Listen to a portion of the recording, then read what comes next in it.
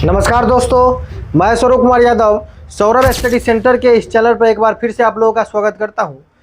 मेरे दोस्त, हम लोग पढ़ रहे थे यहाँ पर जैव प्रक्रम यानी कि क्लास 10th बायोलॉजी का पहला चैप्टर, जिसमें हम लोग जो है वहाँ पर पोषण के बारे में पढ़े थे। पोषण कितने प्रकार के होते हैं उनके बारे में पढ़े थे, यानी कि स्वपोषण और परपोषण को पढ़ने ही वाले थे, तभी जो है अचानक लाइन कट गई थी।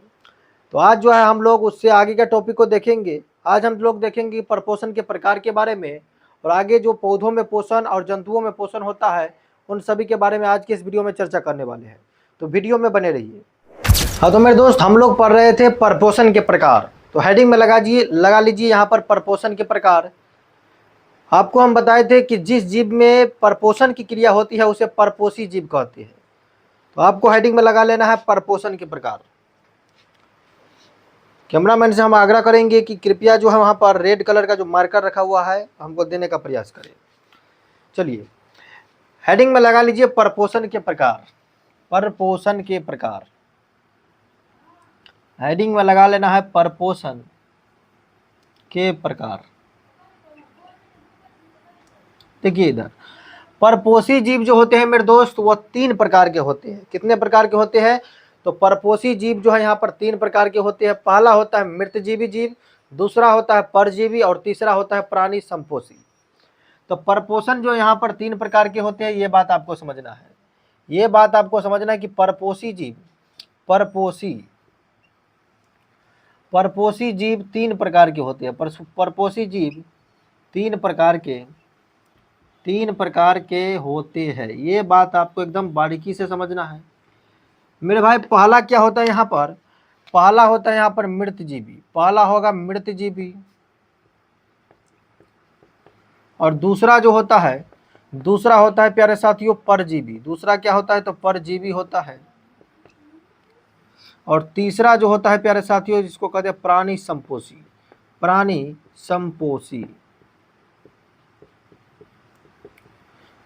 संपोषी यानी कि मृतजीवी, परजीवी और क्या होता है? तो प्राणी संपोषी। परपोषी जीव 3 प्रकार के होते हैं, मृतजीवी, परजीवी और प्राणी संपोषी। चलिए एक एक करके जो है तीनों को समझते हैं। देखिए इधर, मृतजीवी किसको कहिएगा? मृतजीवी पोषण किसको कहिएगा? ये बात समझिए। इधर सबसे पहले आपको समझना है मृतजीवी पोषण के बारे में। आखिरकार मृतजीवी पोषण होता क्या है? मृतजीवी परपोषण होता क्या है? देखिए इधर, मृतजीवी पोषण की वैसी विधि होती है। मृतजीवी पोषण जो है, पोषण की ऐसी विधि होती है जिसमें जीव जो है अपना भोजन सड़े गले या मृत पादपों से प्राप्त करते हैं। जैसे आप गांव घर में देखते होंगे कि जब कोई पौधा जो है उसको हम काट करके कहीं पर रख देते हैं, तो थोड़े दिनों के बाद उस पौधा से जो है एक छोटकिनमा पौधा निकलने लगता है। यानी जब वो पौधा सड़ जाता है तो उसके अंदर से वो गोबर छत्ता निकलता है। गोबर छत्ता जिसको हम लोग देहाती भाषा में कहते हैं। तो गोबर छत्ता जो यहाँ पर मृतजीवी हो गया, कवक हो गया, शैवाल हो गया, ये सब जो है मृतजीवी परपोषण हो गया। बैक्टीरिया सभी सब क्या हो गया? तो मृतजीवी। तो पोषण की वैसी विधि जिसमें जीव जो है अपना भोजन सड़े गले अथवा मृत पादपों से प्राप्त करता हो उसको कहेंगे मृतजीवी। क्या कहेंगे प्यारे साथियों? तो मृतजीवी कहेंगे। यहाँ पर क्या लिख रहा है? तो पोषण की वैसी विधि, पोषण की वैसी विधि, पोषण की वैसी विधि जिसमें जीव अपना भोजन लिखना है सड़े गले व मृत पादपों से प्राप्त करता हो। मृत पादपों से प्राप्त करता हो। क्या करता हो? तो प्राप्त करता हो। उसे मृतजीवी पोषण कहते हैं। क्या कहते हैं प्यारे साथियों? तो मृतजीवी पोषण कहते हैं। ये बात आपको समझना है। मृतजीवी पोषण किस चीज़ में हो सकता है? तो याद रखना आपको, जैसे में मृतजीवी पोषण जो है, जैसे हो गया यहाँ पर गोबर छत्ता हो सकता है, गोबर छत्ता, कवक हो गया, शैवाल हो गया, कवक यहाँ पर इस प्रकार से इत्यादि बहुत सारा चीज़ जो है हो सकता है। तो मृतजीवी पोषण किसको कहिएगा प्यारे साथियों? तो पोषण की वैसी विधि जिसमें जीव जो है अपना भोजन सड़े गले या मृत पादपों से प्राप्त करता है उसको कहिएगा मृतजीवी पोषण। जैसे गोबर, छत्ता, कवक, ये सब जो है यहाँ पर मृतजीवी पोषण, इन सभी में मृतजीवी पोषण पाया जाता है। अब दूसरा आपको समझना है, दूसरा क्या है यहाँ पर? तो दूसरा समझना है आपको किस चीज के बारे में? तो दूसरा है परजीवी। परजीवी के बारे में समझिए इधर। दूसरा आपको समझना है परजीवी। परजीवी किसको कहते हैं?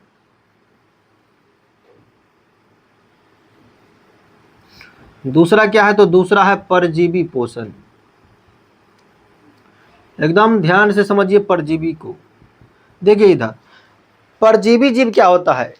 पोषण की वैसी विधि होता है जिसमें जीव जो है किसी दूसरे जीव पर रह करके अपना भोजन प्राप्त करता है। वो पोषण की वैसी विधि जिसमें कोई जीव जो है दूसरे जीव पर रह करके अस्थायी रूप से चाहे अस्थायी रूप से अपना भोजन प्राप्त करता है, तब उसको कहेंगे परपोषी जीव, परजीवी। क्या कहेंगे उसको?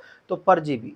जैसे आप देखते होंगे गांव घर में या कहीं पर भी देखते होंगे कि वृक्ष जो होता है उसके ऊपर में गांठ जैसा होता है, जिसको हम लोग देहाती भाषा में बांझी कहते हैं। क्या कहते हैं? तो बांझी। उसके अंदर से जो है एक नया पौधा निकल जाता है, यानी कि दूसरे पौधा पर रहकर ही उसी में से जो है वो नया पौधा निकल जाता है और वो अपना पोषण जो है उसी पौधा से प्राप्त करने लगता है। इसीलिए हम लोग क्या करते हैं? तो बांझी को काट करके हटा देते हैं ताकि पेड़ पौधा जो है जल्दी विकसित हो। और किसी में अगर बांझी निकल जाता है तो वो पौधा जो है वह पौधा जो है ज़्यादा मतलब विकसित नहीं होता है, ज़्यादा ग्रोथ मतलब नहीं करता है।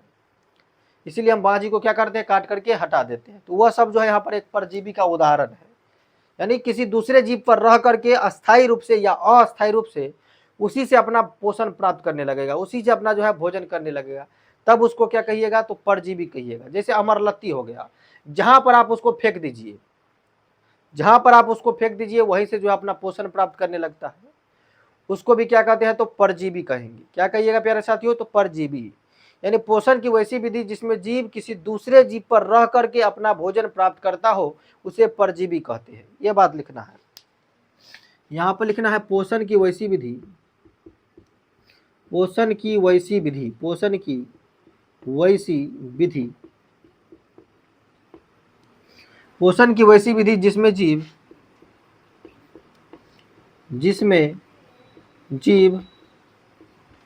पोषण की वैसी विधि जिसमें जीव किसी दूसरे जीव पर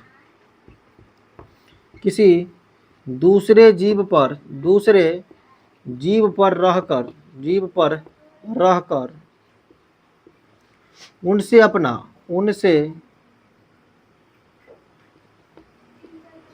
उनसे अपना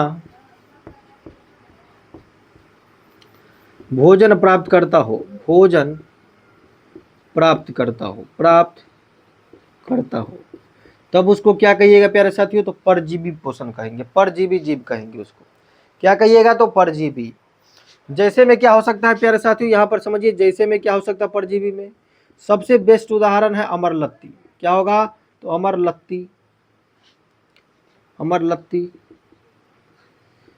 जिसको हम लोग अमरबेल का पौधा भी कहते हैं। अमरबेल का पौधा जहां पर फेंकिएगा वहीं पर क्या हो जाएगा? वो वहीं से अपना पोषण प्राप्त करने लगता है। ये सब जो है परजीवी जीव है, परजीवी पोषण इस सब में जो है पाया जाता है। अब सबसे लास्ट में क्या है? तो सबसे लास्ट में है प्राणी संपोषी।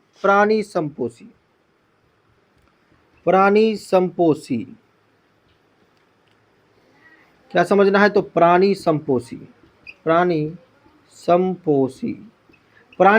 क्या होता है? ध्यानपूर्वक समझिए इधर, देखिए एकदम एकाग्रता के साथ, पूरे फोकस के साथ देखिए इधर।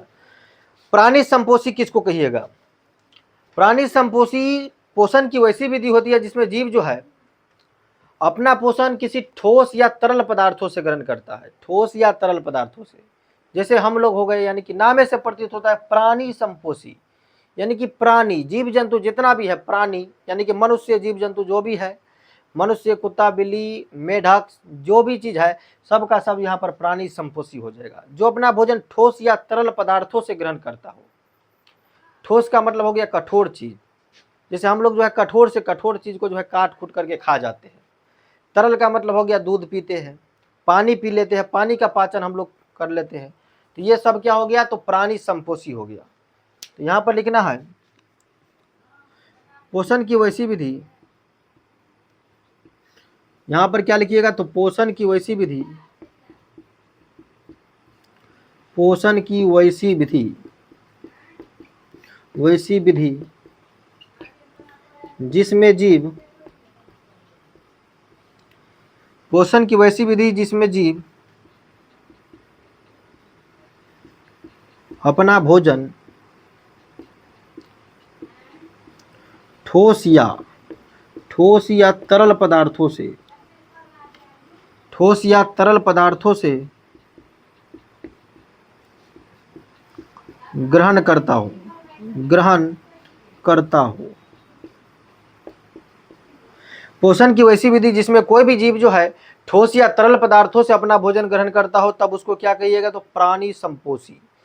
इसमें जैसे में क्या हो सकता है, तो जैसे में आपको याद रखना है, जैसे में मनुष्य आ सकता है, मनुष्य, पशु, पशु पक्षी सब कुछ इसमें आ गया। पशु में क्या होता है, कुत्ता बिल्ली जानवर गाय भैंस सब कुछ आ गया यहाँ पर, पशु पक्षी इत्यादि, ये सब का सब जो है इसके अंतर्गत प्राणी संपोषी पाया जाता है।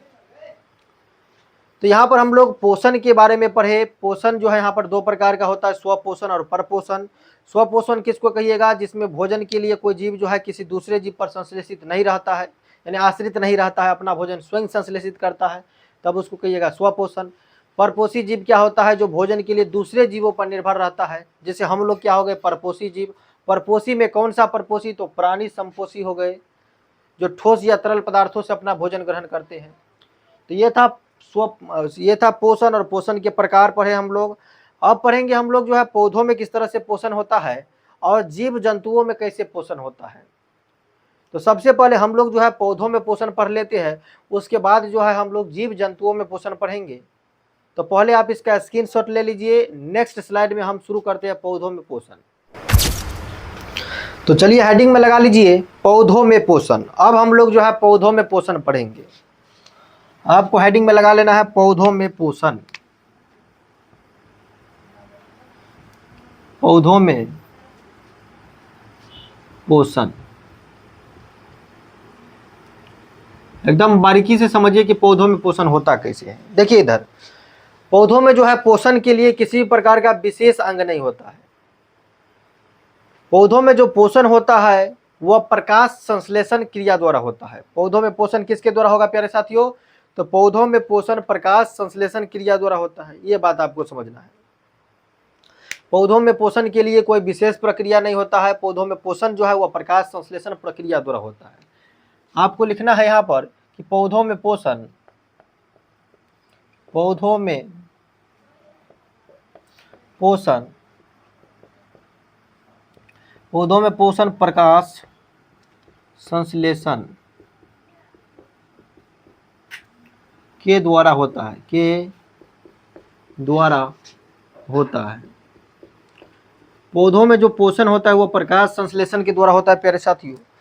अब आखिरकार प्रकाश संश्लेषण होता क्या है, तो ध्यानपूर्वक समझिए। इधर मान लीजिए कि मेरे पास यहाँ पर कोई पौधा है, ये हो गया, मान लीजिए कि कोई पौधा है, ये हो गया पौधा का जड़। अब देखिए इधर इस पौधा में से हम एगो पत्ता को इधर निकाल लेते हैं। ध्यानपूर्वक पहले समझिए इधर पौधा में पोषण होता कैसे है। देखिए पेड़ पौधा में जो है पोषण होता है प्रकाश संश्लेषण प्रक्रिया के द्वारा। आपको याद रखना है पौधा का जो जड़ होता है उस जड़ में पाया जाता है जाइलम। क्या पाया जाएगा प्यारे साथियों, तो जाइलम। इसमें मान लीजिए कि पौधा का हो गया ये सब तना सब, और तना में जो है विभिन्न प्रकार का पत्ता सब आ जाता है। यह तना के अंदर में फल भी होता है, और पत्तों में पाया जाता है फ्लोयम। क्या पाया जाएगा प्यारे साथियों, तो फ्लोयम, जाइलम और फ्लोयम। पत्ता और फल में जो पाया जाता है वह फ्लोयम पाया जाता है, और जड़ में पाया जाएगा जाइलम। पत्ता में क्या पाया जाएगा प्यारे साथियों, तो फ्लोयम, और जड़ में क्या पाया जाएगा, तो जाइलम। अब देखिए इधर पेड़ पौधा जो प्रकाश संश्लेषण का क्रिया करता है वो हमेशा दिन के समय में, दिन के समय में ही संभव है प्रकाश संश्लेषण की प्रक्रिया। प्रकाश संश्लेषण का प्रक्रिया जो है दिन के समय में ही संभव है, रात में प्रकाश संश्लेषण का प्रक्रिया संभव नहीं है। दिन के समय में प्रकाश संश्लेषण होता है, रात के समय में प्रकाश संश्लेषण बिल्कुल भी नहीं होता है। देखिए इधर, प्रकाश संश्लेषण के लिए सबसे पहले जो है सूर्य का प्रकाश का होना अति आवश्यक है। सूर्य प्रकाश का होना अति आवश्यक है। प्रकाश संश्लेषण के लिए सूर्य प्रकाश का होना अति आवश्यक है। दूसरा प्यारे साथियों, क्लोरोफिल का होना अति आवश्यक है। क्लोरोफिल क्या होना चाहिए? तो क्लोरोफिल होना चाहिए। और तीसरा मेरे प्यारे साथियों, तीसरा आपको समझना है, इसमें यहाँ पर CO2 होना चाहिए। और लास्ट में प्यारे साथियों यहाँ पर आपको जो है जल भी होना चाहिए और साथ में खनिज लवण। क्या होना चाहिए? तो खनिज लवण होना चाहिए। परीक्षा में पूछा भी जाता है कि प्रकाश संश्लेषण के लिए आवश्यक कच्ची सामग्री कौन कौन सी है। तो आपको याद रखना है, प्रकाश संश्लेषण के लिए सूर्य का प्रकाश होना अति आवश्यक है, यानी कि सनलाइट होना जरूरी है। क्लोरोफिल होना चाहिए, CO2 यानी कि कार्बन डाइऑक्साइड होना चाहिए, H2O यानी कि जल और खनिज लवण होना चाहिए। उसके बाद ही जो है पेड़ पौधा भोजन बना पाएगा। पेड़ पौधा में जो भोजन बनाने की प्रक्रिया होता है उसी को हम लोग कहते हैं प्रकाश संश्लेषण। अब देखिए इधर, पत्ता का रंग जो है प्रायः प्रत्येक पौधा में पत्ता का रंग प्रायः जो है अधिकतर पौधा में हरा ही होता है। जिस पौधा में पत्ता का रंग हरा है वही पौधा जो है वहां पर प्रकाश संश्लेषण का प्रक्रिया पूरा कर पाएगा। जिसका पत्ता हरा है, हरे पत्तों के अंदर ही जो है प्रकाश संश्लेषण का प्रक्रिया होता है। और प्रकाश संश्लेषण जो है हमेशा दिन के समय में ही होता है। तो दिन के समय में क्या करता है, जो भी हरे वनस्पति है दिन के समय में क्या करेगा, जो भी हरे वनस्पति है, ये सूर्य का प्रकाश हो गया, क्लोरोफिल, CO2 और H2O और खनिज लवण, ये हो गया प्रकाश संश्लेषण के लिए इंपोर्टेंट, समझ लीजिए यहाँ पर पार्ट। दिन के समय में सूर्य का प्रकाश, देखो इधर सूर्य का प्रकाश कब निकलता है, तो दिन के समय में। यहाँ पर मान लीजिए कि सनलाइट हो गया, यानी सूर्य का प्रकाश। तो दिन के समय में हरे वनस्पति क्या करता है, सूर्य के प्रकाश को जो है अवशोषित करता है। सूर्य का प्रकाश को क्या करेगा यहाँ पर, तो अवशोषित करेगा। तो दिन के समय में हरे वनस्पति सूर्य प्रकाश को अवशोषित करके भूमि से क्या करेगा, भूमि के अंदर से, मान लीजिए यहाँ पर भूमि है, भूमि के भीतर से क्या करेगा वो, साथ में जल और प्लस में जो है खनिज लवण, जल और खनिज लवण को अवशोषित करके पत्ता का जो हरा भाग होता है, पत्ता का हरा भाग जो होता है उसको कहते हैं क्लोरोफिल। दिन के समय में हरे वनस्पति सूर्य प्रकाश को अवशोषित करके भूमि से जल एवं खनिज लवण को अवशोषित कर पत्ते के पर्णहरित भाग में, पर्णहरित भाग किसको कहते हैं, जो हरा रंग का वर्णक होता है, हरा रंग का जो वर्णक होता है पत्ता के अंदर में, पत्ता के अंदर में छोटकिनमा छिद्र भी होता है, उस छिद्र को हम लोग कहते हैं प्यारे साथियों रंध्र कहते हैं। क्या कहते हैं, तो रंध्र। तो दिन के समय में हरे वनस्पति वायुमंडल से, सबसे पहले वायुमंडल में क्या होता है, तो देखिए इधर वायुमंडल की अगर बात करें, तो वायुमंडल की अगर हम बात करें प्यारे साथियों, तो वायुमंडल में नाइट्रोजन कितना % होता है, तो 78%। कार्बन डाइऑक्साइड कितना %, तो 0.03%। उसके बाद प्यारे साथियों हम बात करें यहाँ पर कि ऑक्सीजन कितना % होता है, तो ऑक्सीजन होता है 21%। तो दिन के समय में हरे वनस्पति क्या करेगा, सूर्य प्रकाश को अपनी तरफ अवशोषित करेगा और वायुमंडल से जो है ये CO2 को अवशोषित करेगा। भूमि से क्या करेगा, जल और खनिज लवण को अवशोषित करेगा और जाइलम के द्वारा जो है यह जो है जल और खनिज लवण को पत्ता तक पहुंचाएगा। कहां तक पहुंचाएगा प्यारे साथियों, तो पत्ता तक। और जाकर के वहां पर पत्ता के पर्णहरित भाग में जो हरा रंग का वर्णक है वहां पर जाकर के मंड का निर्माण करेगा। किस चीज का निर्माण करेगा प्यारे साथियों, तो मंड का निर्माण करेगा। यही संपूर्ण प्रक्रिया जो है प्रकाश संश्लेषण कहलाता है। क्या कहलाएगा, तो प्रकाश संश्लेषण। हरे वनस्पति सूर्य प्रकाश की उपस्थिति में वायुमंडल से CO2 यानी कि कार्बन डाइऑक्साइड, भूमि से जल एवं खनिज लवण को अवशोषित करके पत्तों के पर्णहरित भाग में मंड का निर्माण करता है। किस चीज का निर्माण करता है, मंड का निर्माण करता है। तब उसको क्या कहते हैं प्यारे साथियों, तो प्रकाश संश्लेषण कहते हैं। देखिए इधर ये क्या करेगा, सबसे पहले वायुमंडल से कार्बन डाइऑक्साइड को अवशोषित करेगा। भूमि से मेरे प्यारे साथियों, भूमि से क्या करेगा, ये जल को अवशोषित करेगा। और पत्ता के पर्णहरित भाग में सूर्य प्रकाश की उपस्थिति में, सूर्य प्रकाश की उपस्थिति में क्या करेगा, ये क्लोरोफिल के यानी कि ये पत्ता के हरे रंग में जाकर के यहाँ पर जो है क्लोरोप्ला पत्ता में जो हरे रंग का वर्णक होता है उसको क्या कहते हैं, तो क्लोरोफिल कहते हैं। तो दिन के समय में वायुमंडल से CO2 ग्रहण करेगा, भूमि से जल को ग्रहण करके पर्णहरित भाग में मंड का निर्माण करेगा यानी कि ग्लूकोज का C6H12O6। और साथ में प्यारे साथियों यहाँ पर क्या बनता है, C6H12O6 प्लस में 6O2 और प्लस में यहाँ पर बन जाता है 12H2O, यानी कि साथ में जल भी का निर्माण करता है। ये आपको जो है समीकरण कभी कभी पूछ दिया जाता है, प्रकाश संश्लेषण का समीकरण यानी कि इक्वेशन लिखे, तो इस तरह से आपको समीकरण भी लिखना है। यानी हरे वनस्पति वायुमंडल से CO2, भूमि से जल एवं खनिज लवण को अवशोषित करके पर्णहरित भाग में मंड का निर्माण करेगा। इसी संपूर्ण प्रक्रिया को क्या कहिएगा, तो प्रकाश संश्लेषण कहिएगा। पेड़ पौधा में भोजन बनाने की जो प्रक्रिया होता है उसी को क्या कहते हैं, तो प्रकाश संश्लेषण कहते हैं। क्या कहते हैं प्यारे साथियों, प्रकाश संश्लेषण। तो मुझे उम्मीद है कि आप लोगों को प्रकाश संश्लेषण समझ में आ चुका होगा। चलिए इसको जो है परिभाषित करते हैं। इसको हम मिटा दे रहे हैं, ये हम आपको समझाने के लिए बस लिखे थे यहाँ पर, बाद बाकी एक एक करके जो है यहाँ पर समझते हैं कि आखिरकार प्रकाश संश्लेषण होता क्या है। प्रकाश संश्लेषण होता क्या है, जब भी आपको प्रकाश संश्लेषण का परिभाषा पूछा जाए तो बगल में आपको जो है वो पौधा बना लेना है। जैसे हम अभी बनाए थे, इसे जो है आपको एक पौधा बना लेना है। ऐसे ही एक पौधा बना लेना है, बगल में पौधा में जो है जड़ तना डाल देना इस तरह से।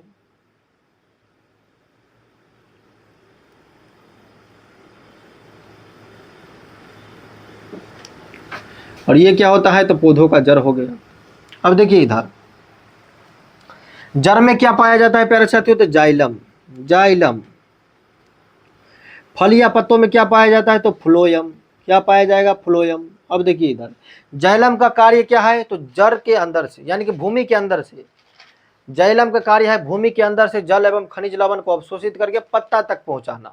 अब फ्लोयम का क्या कार्य है, पत्ता में जब भोजन तैयार हो जाए, पत्ता में जब भोजन तैयार हो जाए तो उसको पेड़ पौधा के विभिन्न शाखाओं तक पहुंचाना। विभिन्न शाखाओं तक पहुंचाना किसका कार्य है, तो फ्लोयम का। जौ से याद रखना है जाइलम और फ से याद रखना है फल और फ्लोयम, बस काम खत्म। फ्लोयम पाया जाएगा फल या पत्ता में, जाइलम पाया जाएगा जड़ में। जौ से जड़ और जौ से जाइलम, फ से फल और फ से फ्लोयम, बस काम खत्म। परीक्षा में जाइलम और फ्लोयम में अंतर भी पूछा जाता है, तो आपको याद रखना है जाइलम का जो कोशिका होता है यानी कि सेल जो होता है, जाइलम का कोशिका मृत होता है, फ्लोयम का कोशिका जो है जीवित कोशिका होता है। जाइलम का कोशिका क्या होता है, तो मृत, और फ्लोयम का कोशिका क्या होता है, तो जीवित होता है। ये बात आपको समझना है। चलिए सबसे पहले प्रकाश संश्लेषण को परिभाषित करते हैं। आपको समझना है प्रकाश संश्लेषण के बारे में। किसके बारे में, तो प्रकाश संश्लेषण। आखिरकार प्रकाश संश्लेषण होता क्या है, ध्यानपूर्वक समझिए। इधर प्रकाश संश्लेषण किसको कहिएगा, तो हरे वनस्पति सूर्य प्रकाश की उपस्थिति में वायुमंडल से CO2, भूमि से जल एवं खनिज लवण को अवशोषित कर पर्णहरित भाग में मंड का निर्माण करता है। किस चीज का, मंड का निर्माण करता है यानी कि ग्लूकोज का निर्माण करता है। इसी संपूर्ण प्रक्रिया को प्रकाश संश्लेषण कहते हैं। तो लिखना है यहाँ पर, क्या लिखिएगा, हरे वनस्पति। हरे वनस्पति, हरे वनस्पति सूर्य प्रकाश की उपस्थिति में, सूर्य प्रकाश के उपस्थिति में, हरे वनस्पति सूर्य प्रकाश की उपस्थिति में, हरे वनस्पति सूर्य प्रकाश की उपस्थिति में वायुमंडल से CO2, वायुमंडल से CO2 यानी कि कार्बन डाइऑक्साइड, भूमि से जल यानी कि H2O, भूमि से जल एवं खनिज लवण, भूमि से जल एवं खनिज लवण को अवशोषित कर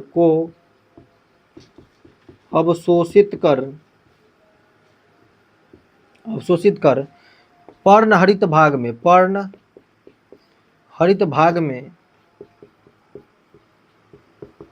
मंड का निर्माण करता है। मंड का निर्माण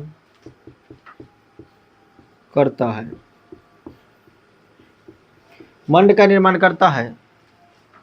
इसी संपूर्ण प्रक्रिया को, इसी संपूर्ण प्रक्रिया, इसी संपूर्ण प्रक्रिया को प्रकाश संश्लेषण, प्रकाश संश्लेषण कहते हैं। इसी संपूर्ण प्रक्रिया को क्या कहते हैं प्यारे साथियों? तो प्रकाश संश्लेषण। ये हो गया प्रकाश संश्लेषण का A to Z परिभाषा।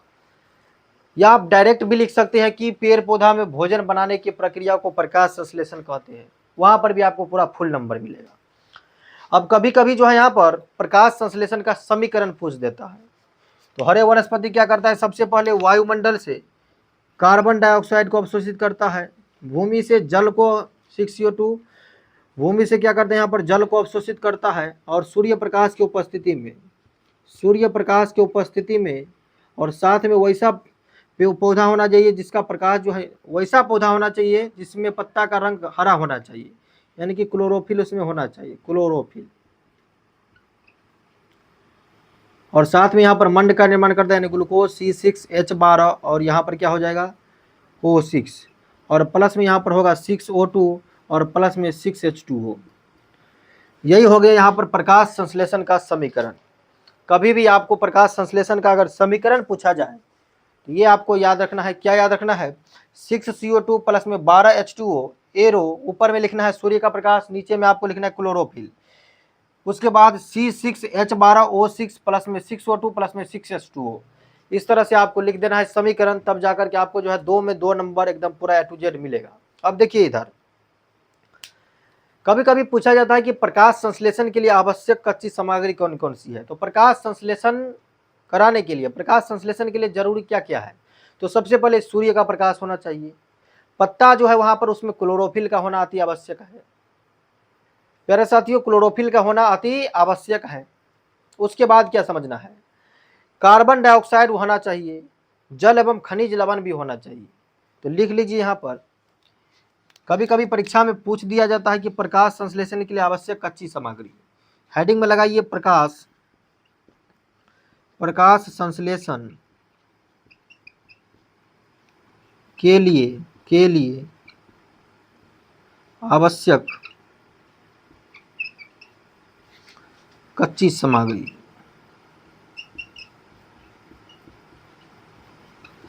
प्रकाश संश्लेषण के लिए कौन कौन सा जो है यहाँ पर सामग्री होना चाहिए? तो सबसे पहले क्या होना चाहिए प्यारे साथियों? तो सबसे पहले प्रकाश संश्लेषण के लिए, प्रकाश संश्लेषण का परिभाषा आप समझ लिए, इसका समीकरण समझ लिए। प्रकाश संश्लेषण के लिए जो आवश्यक कच्ची सामग्री हम आपको नेक्स्ट स्लाइड में बताते हैं। पहले आप क्या कीजिए, इसका स्क्रीनशॉट ले लीजिए।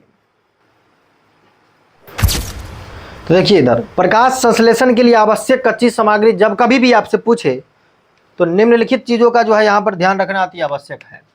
तो आपको याद रखना है, प्रकाश संश्लेषण के लिए, प्रकाश संश्लेषण के लिए आवश्यक,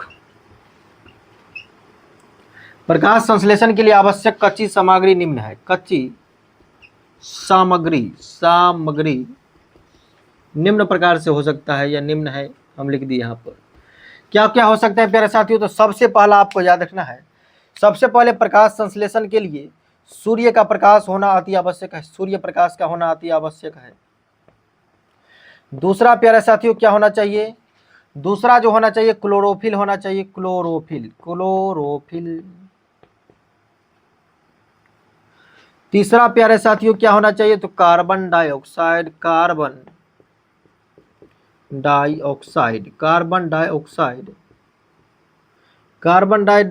होना चाहिए, यानी कि CO2।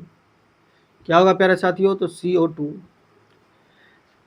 चौथा प्यारे साथियों जल एवं खनिज लवण होना चाहिए, यानी कि H2O एवं खनिज लवण। तो ये चार चीज आपके पास जो है होना चाहिए, तब ही आप जो है प्रकाश संश्लेषण की प्रक्रिया, यानी कि पेड़ पौधा जो है, इन चारों के बिना सहयोग के जो है पेड़ पौधा अपना भोजन नहीं बना सकता। ये बात आपको समझना है। अब कुछ महत्वपूर्ण बात आपको समझ करके रखना है। कुछ महत्वपूर्ण बात में आपको क्या क्या याद रखना? देखिए इधर, महत्वपूर्ण बात में आपको याद रखना है, कुछ महत्वपूर्ण टॉपिक के बारे में आपको समझना है। अब देखिए इधर, हम अब ये आपको बताए, ये हो गया अपना पत्ता हो गया। देखिए इधर, चलिए रेड कलर आपको इतना दिखना ही रहा होगा, ब्लैक से बनाते हैं। ये हो गया पत्ता। सबसे पहले आपको समझना है कि पत्ता में जो हरे रंग का वर्णक होता है, पत्ते में हरे रंग का जो वर्णक होता है उसको कहते हैं हम लोग क्लोरोफिल। क्या कहते हैं प्यारे साथियों? तो पत्ता में हरे रंग के वर्णक को क्या कहते हैं? तो क्लोरोफिल।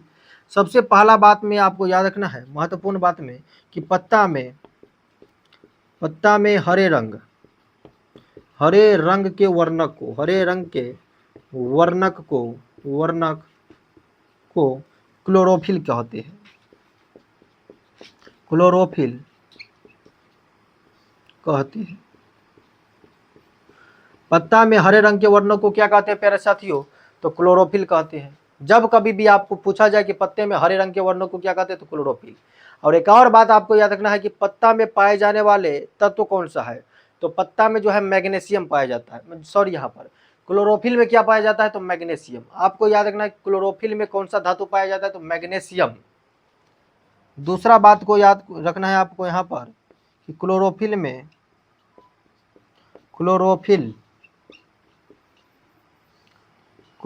में मैग्नीशियम यानी कि Mg, मैग्नीशियम यानी कि Mg पाया जाता है। ये बात आपको याद रखना है प्यारे साथियों। पत्ता में जो यहाँ पर छिद्र सब होता है, छोटकिनमा छिद्र सब जो पत्ता में होता है, उस छिद्र को हम लोग कहते हैं रंध्र। क्या कहते हैं? तो रंध्र। तो पत्तियों में पाए जाने वाले छिद्र को क्या कहिएगा? तो रंध्र कहिएगा। पत्तियों में पाए जाने वाले छिद्र को रंध्र कहते हैं। ये बात भी आपको समझना है। तीसरा महत्वपूर्ण बात आपको क्या समझना है कि पत्तियों में पाए जाने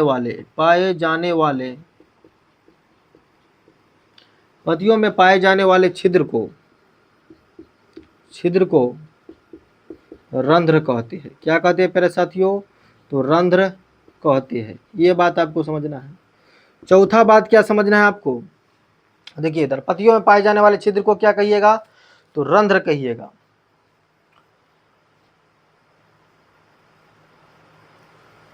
कैमरामैन को हम यहाँ पर बोले हैं कि मोबाइल पर देखने के लिए, तो जाकर के सो जाती है।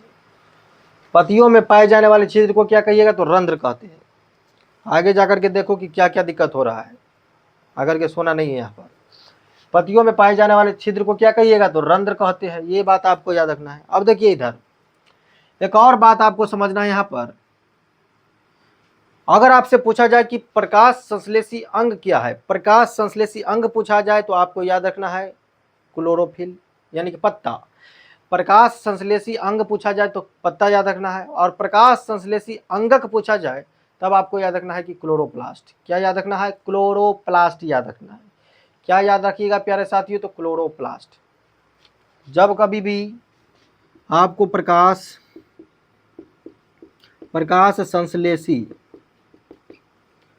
संश्लेषी अंग पूछा जाए तो अंग में आपको याद रखना है पत्ता होगा, और प्रकाश संश्लेषी अंगक पूछा जाए, प्रकाश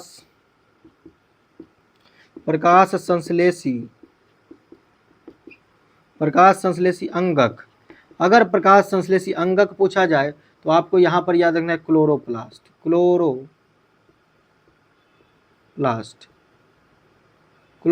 याद रखना है।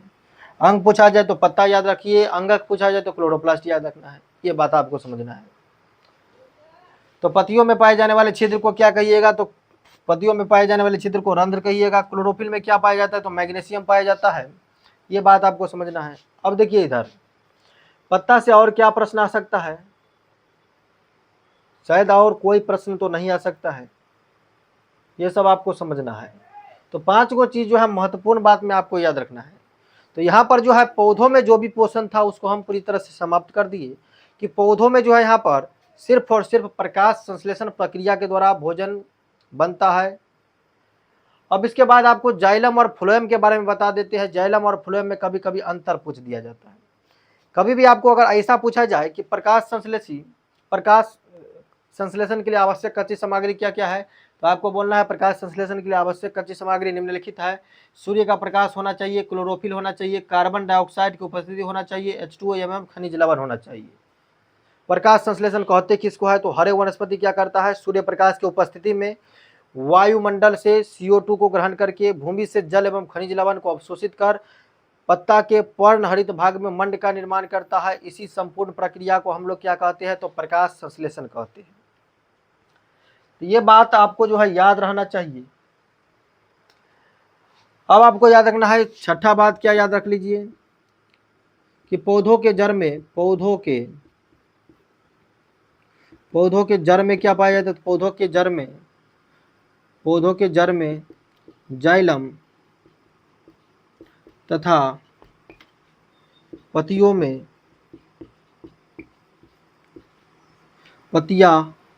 व फल में फ्लोयम पाया जाता है। जड़ में पाया जाएगा जाइलम और फल में पाया जाएगा फ्लोयम। ये बात आपको याद रखना है। तो परीक्षा में आपको जाइलम और फ्लोयम में अंतर भी पूछ सकता है। तो चलिए इसको स्क्रीनशॉट लीजिए, हम आपको नेक्स्ट स्लाइड में जाइलम और फ्लोयम में अंतर बताते हैं। चलिए अब हेडिंग में लगाइए जाइलम और फ्लोयम में अंतर। हेडिंग में आपको लगाना है जाइलम और फ्लोयम में अंतर। हेडिंग में लगाइए जाइलम व फ्लोयम में अंतर। अब देखिए इधर जाइलम और फ्लोयम में अंतर को समझने के लिए दो भागों में जो है कॉपी को बांट दीजिए। कॉपी लेकर के अगर आप बैठे हैं तो एक तरफ लिखिए जाइलम और एक तरफ लिखिए फ्लोयम।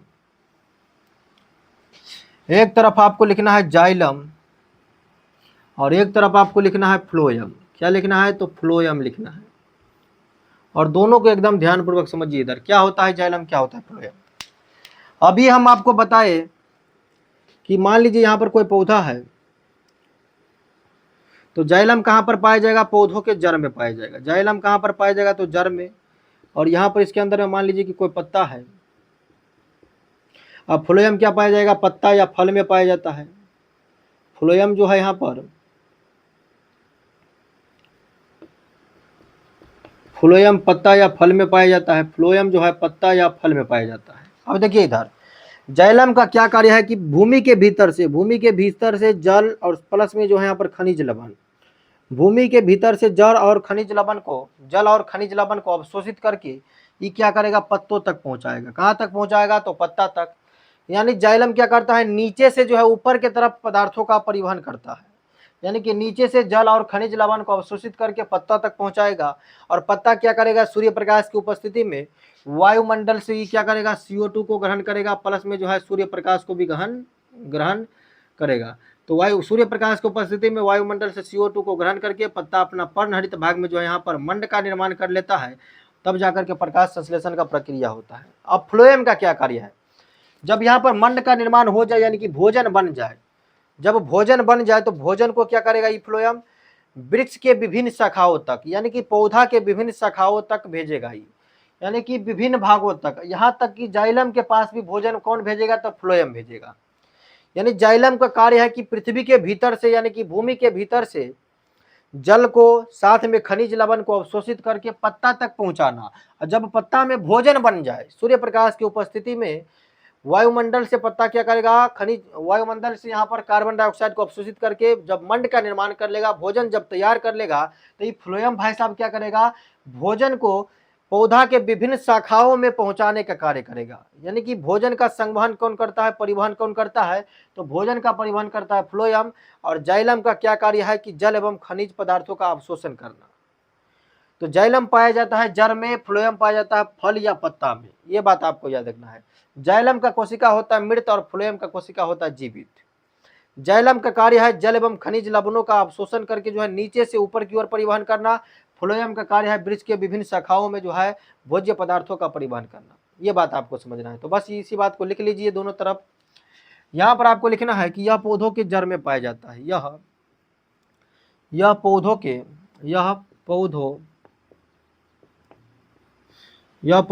जड़ों में पाया जाता है।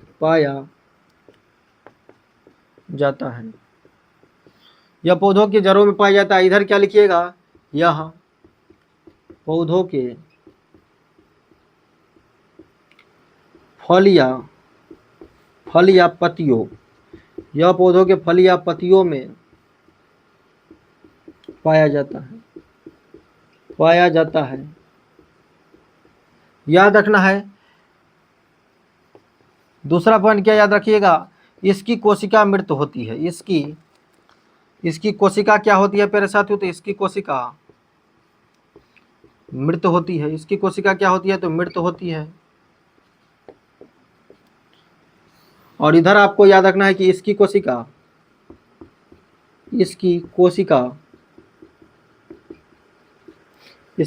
जीवित होती है। क्या याद रखना है प्यारे साथियों, तो जीवित होती है।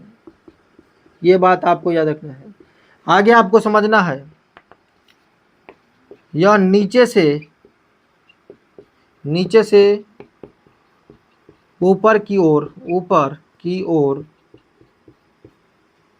जल एवं, यानी कि जल को डायरेक्ट हम लिख देते हैं H2O, एवं खनिज पदार्थों का परिवहन करता है। और इधर लिखना है, यह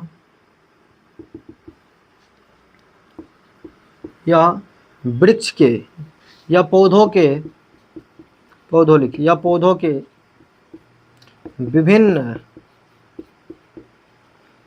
विभिन्न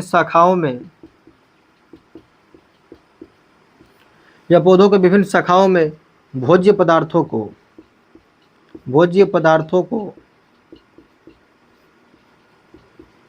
पहुंचाने का कार्य करता है। क्या करता है प्यारे साथियों, तो कार्य करता है। बस इतना अंतर आपको याद रखना है। जाइलम और फ्लोएम में यही अंतर याद रखना है। तो फाइनली जो है यहाँ पर पौधों में पोषण को हम पूरी तरह से समाप्त कर दिए। अब नेक्स्ट डे जो है हम नेक्स्ट क्लास में आप लोगों को जंतुओं में पोषण किस तरह से होता है। जंतु जो है दो प्रकार का होता है, जीव जो है दो प्रकार का, वो एक कोशिकीय होता है, दूसरा बहुकोशिकीय। तो एक कोशिकीय जीवों में जो है क्लास 10th में आपको अमीबा के बारे में पढ़ना है और पैरामीशियम के बारे में। तो नेक्स्ट क्लास में हम अमीबा और पैरामीशियम के बारे में पढ़ेंगे। उसके बाद जब हम लोग मानव के बारे में पढ़ेंगे, मनुष्य में पोषण को पढ़ने के लिए हमको पाचन तंत्र पढ़ना होगा। तो नेक्स्ट क्लास में हम लोग जो है अमीबा और पैरामीशियम अगर ख़त्म हो जाए तो उसके बाद जो है हम लोग पाचन तंत्र के बारे में, यानी कि मनुष्य का आहार नाल के बारे में भी समझेंगे। तो आज की क्लास को हम यहीं पर समाप्त करते हैं। मिलते हैं नेक्स्ट क्लास में एक और ज़बरदस्त टॉपिक के साथ। जंतुओं में पोषण जो है नेक्स्ट क्लास में हम लोग पढ़ेंगे। चलिए मिलते हैं नेक्स्ट क्लास में। जय हिंद, जय भारत।